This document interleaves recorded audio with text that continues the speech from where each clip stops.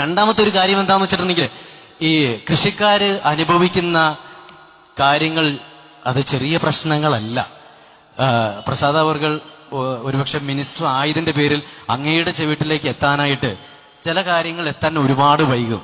നമ്മൾ തമാശയായിട്ട് പറയും, ഒരു സിനിമ പരാജയപ്പെട്ടു കഴിഞ്ഞിട്ടുണ്ടെങ്കിൽ ഏറ്റവും അവസാനം അറിയുന്നത് അതിന്റെ നായകനാണെന്ന് എന്ന് പറഞ്ഞതുപോലെ കാരണം ഇത് സംസാരിക്കുന്ന ഒരു ആക്ടർ ജയസൂര്യ അല്ല, ഒരു സാധാരണക്കാരനായ ഒരു വ്യക്തിയാണ് അങ്ങയോട് ചില കാര്യങ്ങൾ ഓർമ്മിപ്പിക്കുന്നതെന്ന് ഞാൻ പറയാം. കാരണം നമ്മുടെ ഈ കൃഷിക്കാരെ അനുഭവിക്കുന്ന ഒരു വലിയൊരു പ്രോബ്ലം എന്താന്ന് വെച്ചിട്ടുണ്ടെങ്കിൽ, ഇപ്പോ കുമരകത്ത് ഇപ്പൊ എന്റെ ഒരു ഫ്രണ്ട് ഉണ്ട്, കൃഷ്ണപ്രസാദ് എന്നാണ് ആക്ടറുടെ പേര്. പുള്ളി കൃഷി കൊണ്ട് ജീവിക്കുന്ന വ്യക്തിയാണ്. 5-6 മാസമായിട്ട് അദ്ദേഹം കൊണ്ടുപോയിട്ട് നെൽകൃഷി അവിടെ നെല്ല് കൊണ്ട കൊടുത്തിട്ട് സപ്ലൈകോയിൽ നിന്ന് ഇതുവരെ പൈസ കിട്ടിയിട്ടില്ല. തിരുവോണ ദിവസം അവര് ഉപവാസം ഇരിക്കുകയാണ്. ഒന്ന് ആലോചിച്ച് നോക്കൂ, നമ്മുടെ കൃഷിക്കാര് പട്ടിണി ഇരിക്കുകയാണ് തിരുവോണ ദിവസം അവരുടെ കാര്യങ്ങൾ നേടിയെടുക്കാൻ വേണ്ടിയിട്ട്.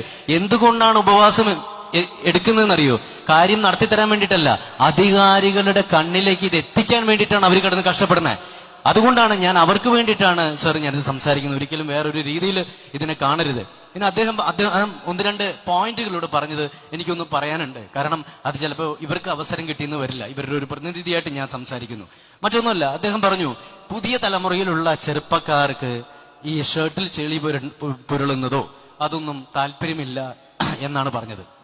സാർ മനസ്സിലാക്കേണ്ട കാര്യം എന്താന്ന് വെച്ചിട്ടുണ്ടെങ്കിൽ, ഇവിടെ ഈ പറഞ്ഞതുപോലെ തിരുവോണ ദിവസം പട്ടിണി കിടക്കുന്ന അച്ഛനെയും അമ്മയെയും കണ്ടിട്ട് എങ്ങനെയാണ് സാർ ഇതിലേക്ക് വീണ്ടും ഒരു തലമുറ വരുന്നത്? ഒരിക്കലും വരില്ല. കാരണം അവരാഗ്രഹിക്കുന്ന എന്താണ്? അവരുടെ കാര്യങ്ങളെല്ലാം നടന്നുപോയി നല്ല രീതിയിൽ ഒരു കൃഷിക്കാരനാണെന്ന് അഭിമാനത്തോടു കൂടി പറയാൻ പറ്റുന്ന രീതിയിൽ തന്റെ അച്ഛനും അമ്മയും ഉണ്ട് എന്നുള്ളത് ഒരു ഉദാഹരണമായി കാണിക്കാനുണ്ടെങ്കിലാണ് ഒരു പുതിയ തലമുറ അതിലേക്ക് എത്തുള്ളൂ. അപ്പൊ തീർച്ചയായിട്ടും അതിന്റെ കാര്യങ്ങൾ സർക്കാരിന്റെ ഭാഗത്തുനിന്ന് ഒരു വലിയ ഒരു നടപടി അതിനുണ്ടാവണം എന്ന് എനിക്ക് അഭ്യർത്ഥിക്കാനുണ്ട്. രണ്ടാമത്തെ കാര്യം, അദ്ദേഹം പറഞ്ഞു നമ്മൾ പച്ചക്കറികൾ അധികം കഴിക്കുന്നില്ല എന്ന് പറഞ്ഞു. സാർ, ഇവിടുത്തെ ഒരു സ്ഥിതി വെച്ച് പച്ചക്കറികൾ കഴിക്കാൻ വരെ നമുക്ക് പേടിയാണ്. കാരണം എന്താ വെച്ചിട്ടുണ്ടെങ്കിൽ, വിഷമടിച്ച പച്ചക്കറികളാണ് ഇവിടെ എത്തിക്കൊണ്ടിരിക്കുന്നത്. നമ്മുടെ എന്തുകൊണ്ടാണ് കേരളത്തിൽ നിന്ന് പുറത്തുള്ള പച്ചക്കറികളാണ് നമ്മൾ കഴിച്ചുകൊണ്ടിരിക്കുന്നത്.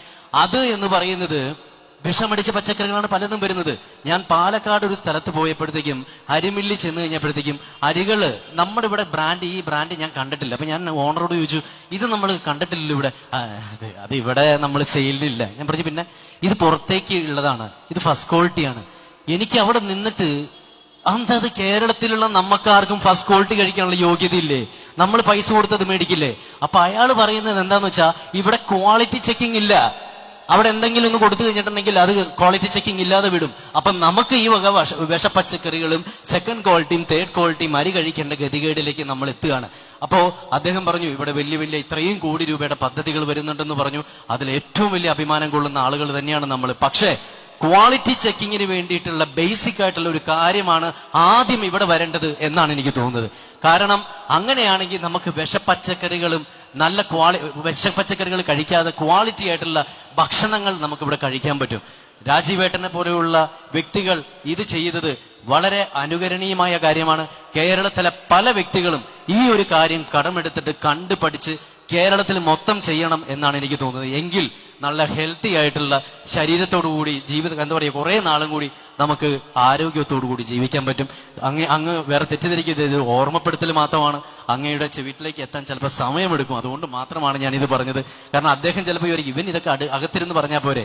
സാർ, അകത്തിരുന്ന് പറയുമ്പോൾ സാറ് കേൾക്കുന്ന ഒരുപാട് പ്രശ്നങ്ങളുടെ ഒരു പ്രശ്നം മാത്രമായി മാറും. ഇത്തരം പേരുടെ മുമ്പിൽ വെച്ച് പറയുമ്പോൾ താങ്കളും അതിനെ സീരിയസ് ആയിട്ട് എടുക്കും എന്ന് തന്നെ വിശ്വസിച്ചുകൊണ്ടാണ് ഞാനിത് പറയുന്നത്. എല്ലാവർക്കും നല്ലൊരു ഓണം ഞാൻ ആശംസിക്കുന്നു. നന്ദി, നമസ്കാരം.